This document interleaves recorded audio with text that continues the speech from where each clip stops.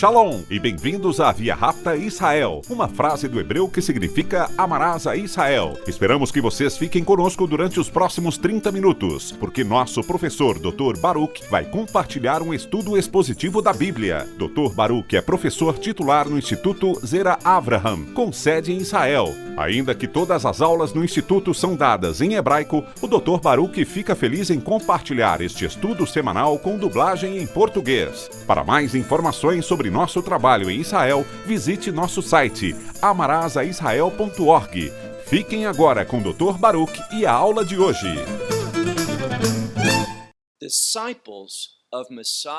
Os discípulos do Messias Yeshua entendem a grande importância que tem a palavra de Deus, as Sagradas Escrituras. Quão importante elas são, com o objetivo de que possamos viver uma vida que agrade a Deus. E, portanto, cada oportunidade, um discípulo sério, que verdadeiramente ama ao Senhor, Deus Todo-Poderoso, com todo o seu coração, toda a sua alma e toda a essência de quem eles são, tais pessoas se entregarão com cuidado e zelo à palavra de Deus, buscando sua verdade e sua revelação. Por quê? Porque mais do que qualquer outra coisa, eles querem viver uma vida que agrade a Ele, que o glorifique. E é por essa razão que vamos aprender algo. O Messias nos revela uma verdade bíblica que é profética. E para descobrir do que se trata, pegue sua Bíblia e vem comigo ao livro de Mateus, capítulo 13. Livro de Mateus, capítulo 13. Já vimos que o Messias, ao invés de fazer muitos milagres, esteve ensinando parábola atrás de parábola. Por quê? Notem o que a palavra de Deus diz no versículo 34. Essas coisas, todas essas coisas, o Messias falou em parábolas, com as multidões. Por isso, todo esse ensino, a verdade que ele estava dando às multidões, o fez através, como diz a palavra, através de parábolas. E sem parábolas, ele não falava a eles. O que vemos aqui é que as parábolas são importantes. Para poder compreendê-las, é preciso que se pare e se faça uma profunda reflexão sobre elas. Muitas vezes, os discípulos, aqueles que verdadeiramente o seguiam, o amavam e queriam servi-lo, essas pessoas se aproximavam logo no privado e lhe pediam ajuda. Ou seja, estavam interessados no tema e assim demonstravam o seu interesse.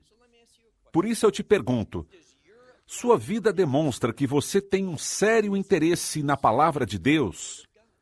Você está buscando sua verdade com uma finalidade de que você possa ser visto como um discípulo fiel, como alguém que verdadeiramente tem um testemunho, que honra a Deus e que é uma pessoa arraigada na vontade de Deus?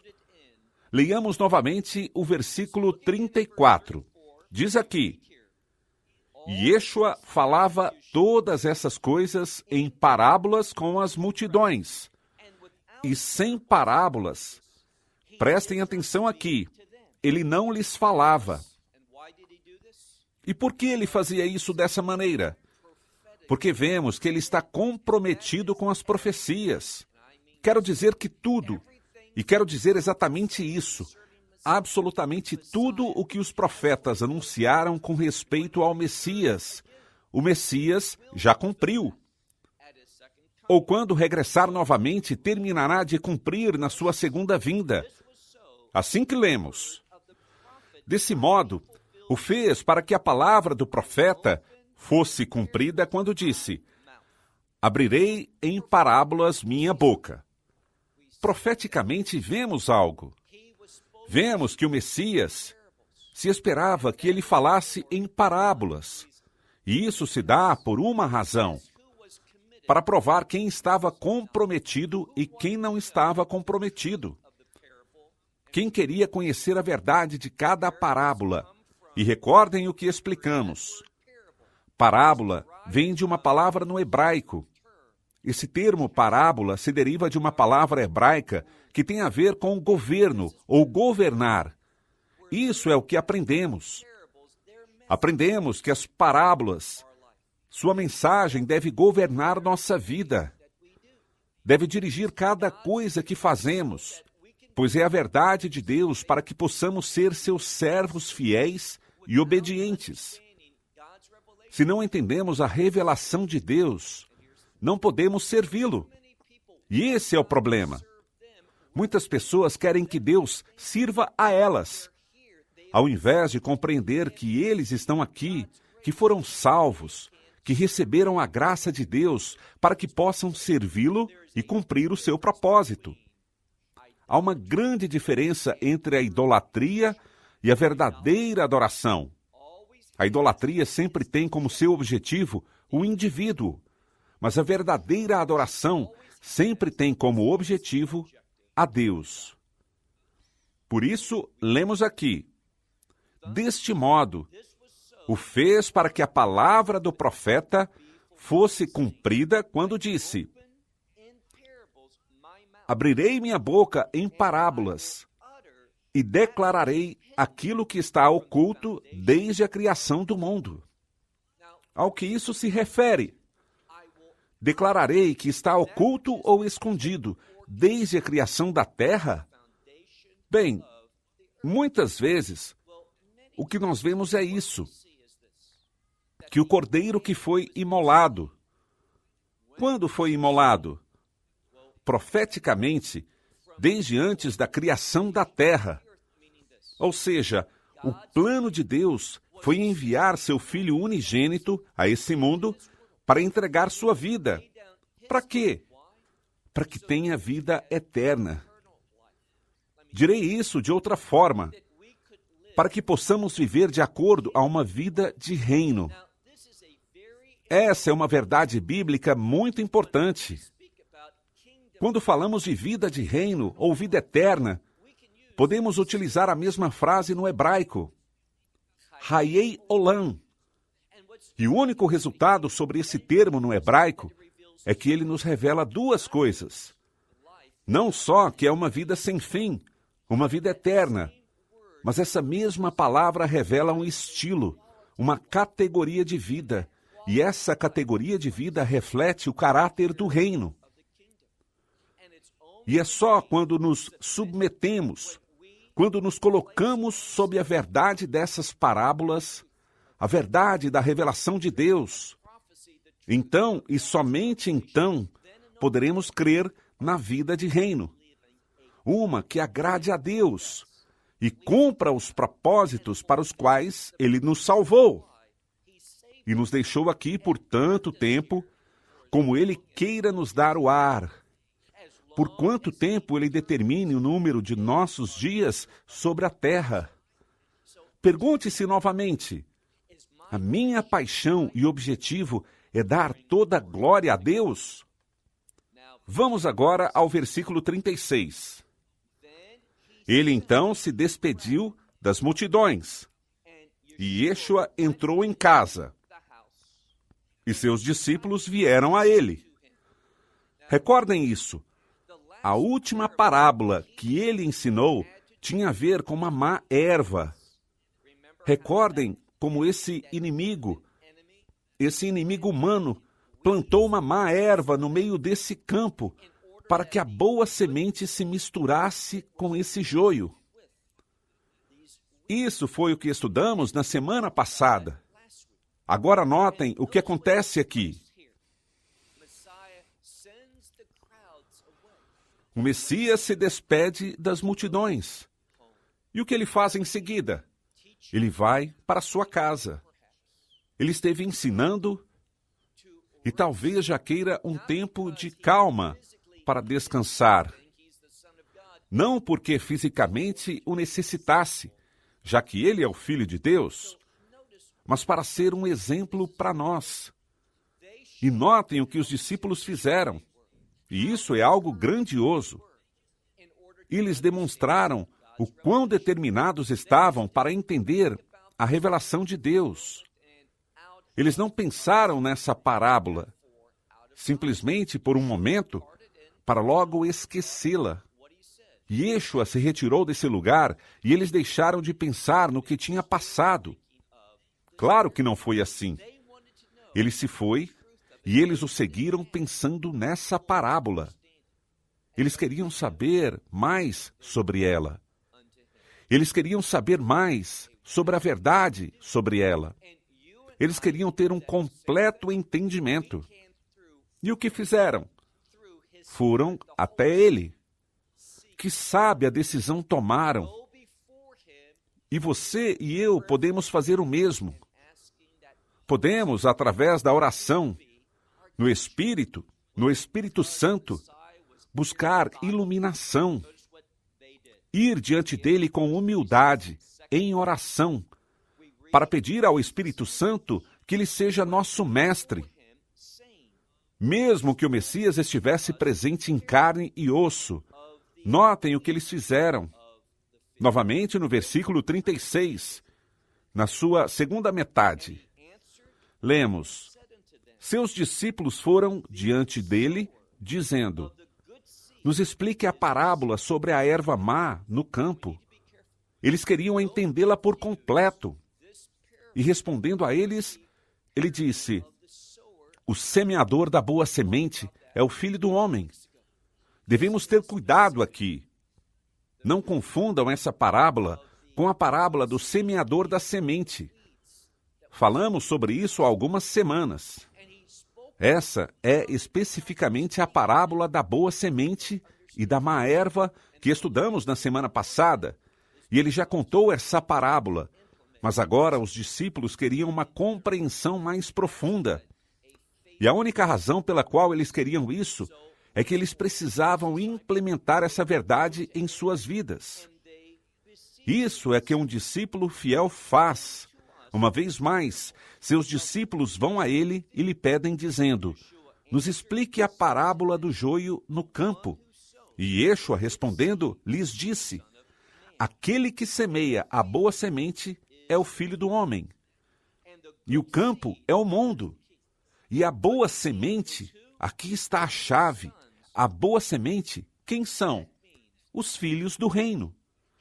Isso significa você e eu, seus discípulos, aqueles que aceitaram a mensagem do Evangelho. Nós somos essa boa semente. E recordem o que aprendemos. Aprendemos que, como boas sementes, devemos fazer algo. Nós crescemos em conjunto com a má erva. Ou seja, estamos nesse mundo e da mesma forma está o joio. E o joio quer destruir as plantas saudáveis, destruir a maturidade e o produto do que essa semente se torna. E quem são esse joio? Sigamos lendo. Diz: crentes, nós somos a boa semente, os filhos do reino. E esse é um bom exemplo do quão frequentemente o Messias fala sobre o reino. Mas o joio, ou a má erva são os filhos do maligno. E quem é esse? Obviamente, estamos falando do diabo. Estamos falando de Satanás. E uma vez mais, vemos com quanta frequência o Messias falou sobre o maligno, Satanás. Quanto mais estudamos, especialmente os ensinos do Messias, veremos com quanta frequência se refere a ele. Porque, com efeito, temos o inimigo e devemos estar preparados para seus ataques. Devemos entender a verdade de Deus para vencer as estratégias, os ataques, os propósitos e a influência do inimigo. Assim que, sim, existe um inimigo, e ele tem as suas más ervas, seus filhos, para nos aborrecer. Vamos agora ao versículo 39. O inimigo, aquele que a semeou, esse é aquele que está semeando. E notem, diz que ele semeou os seus descendentes malignos. Ou podemos dizer os discípulos do diabo. E esse ser maligno é Satanás. E a colheita, quando se dá a colheita? No final deste mundo. Ou seja, no final dessa era. E o que importa aqui é que a palavra que é usada aqui não é a palavra final, como eu a traduzi. É uma palavra de clímax. Quando o final vier, haverá um bom resultado. Para quê? Para os filhos do reino. Por quê? Na colheita, quando o final estiver chegando, o próximo que veremos é o estabelecimento do reino de Deus. E aprendam esse princípio que compartilho com muita frequência. É através do juízo. Só depois que Deus julgar o maligno e aqueles que pertencem a ele, os filhos do maligno, só então se estabelecerá o reino. Esse não é mais que um princípio básico. Agora leremos a segunda parte do versículo 39. Diz: e aqueles que colhem, quem são os que colhem? Eles são os anjos. Portanto, versículo 40. Assim como a erva má é arrancada e queimada pelo fogo, consumida, assim será o final dessa era, no clímax dessa era. Por quê? O Filho do Homem enviará os seus anjos e colherão do seu reino.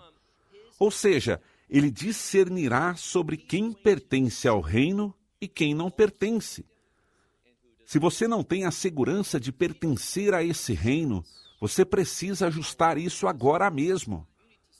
Pare agora mesmo por um instante e diga: Senhor, sou um pecador, estou destituído da glória de Deus, necessito o teu perdão e ponho minha fé no Filho do Homem. Quem é? Jesus de Nazaré, Yeshua HaMashiach, e confio que sua morte nessa cruz traz o perdão dos meus pecados. Ele tomou o castigo, o juízo que devia recair sobre mim.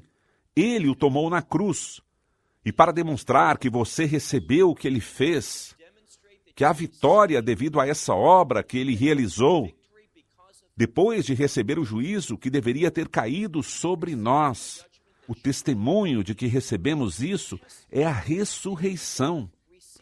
O Messias se levantou entre os mortos. Se você não crê na ressurreição, não crê no Messias e Yeshua. Não só que ele morreu sobre a cruz, mas que se levantou no terceiro dia, significando a esperança do reino para nós. Uma vez mais, ele fará algo. No versículo 41, lemos que o Filho do Homem enviarei aos anjos, seus anjos, e ele recolherá do seu reino. Todas, está no plural, todas as coisas escandalosas. Essa é a palavra da qual tiramos a palavra escândalo, mas significa uma ofensa. É algo que é ofensivo para Deus. Ele é o juiz. Todas essas coisas são uma violação da sua palavra. Por isso lemos aqui: muito cuidado, ele enviará, falando do Filho do Homem, o Messias. Ele enviará aos seus anjos, e ele recolherá do seu reino todas as coisas que são ofensivas, a todos aqueles que cometem iniquidade. Leiam com cuidado, todos aqueles.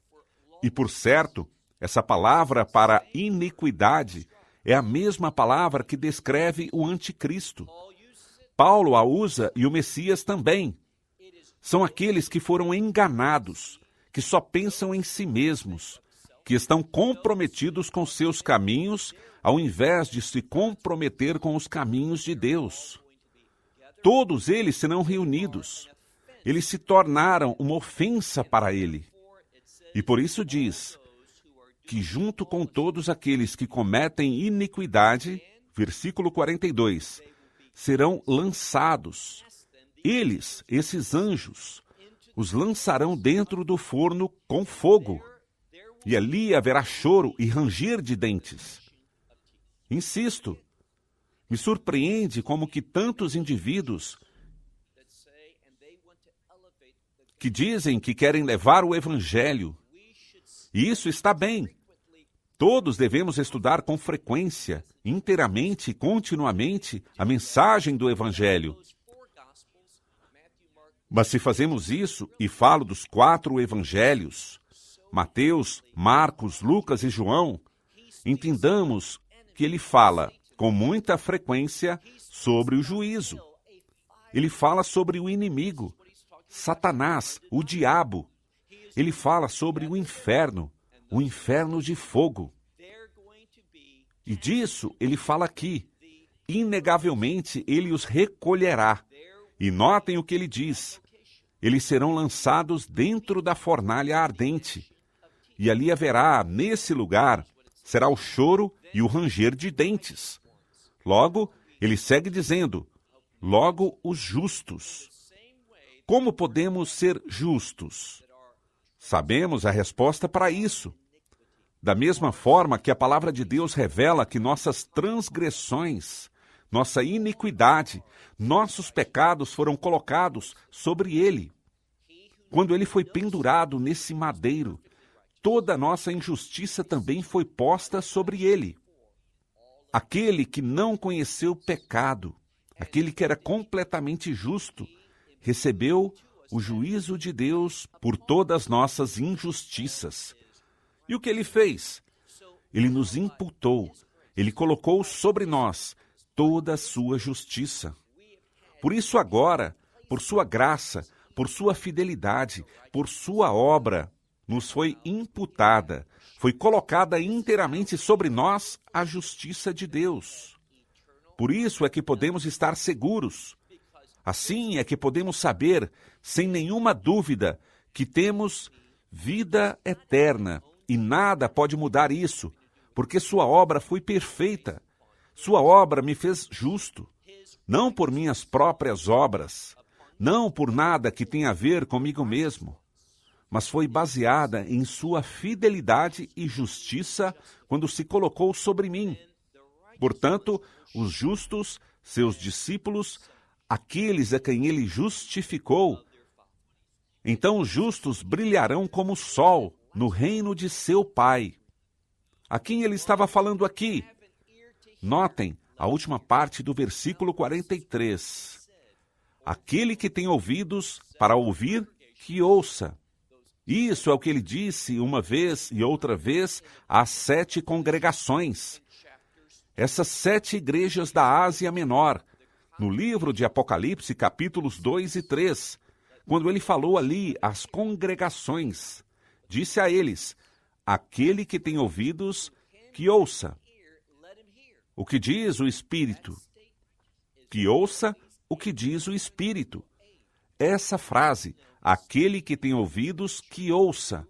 Essa declaração sempre é uma ajuda hermenêutica para que saibamos que ele está falando da igreja, dos verdadeiros cristãos. Versículo 44. De novo, o reino dos céus é como um tesouro. Que parábola grandiosa!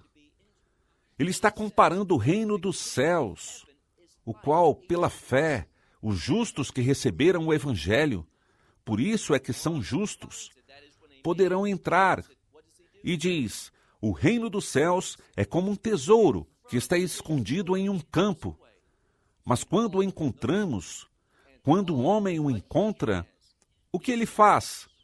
O esconde.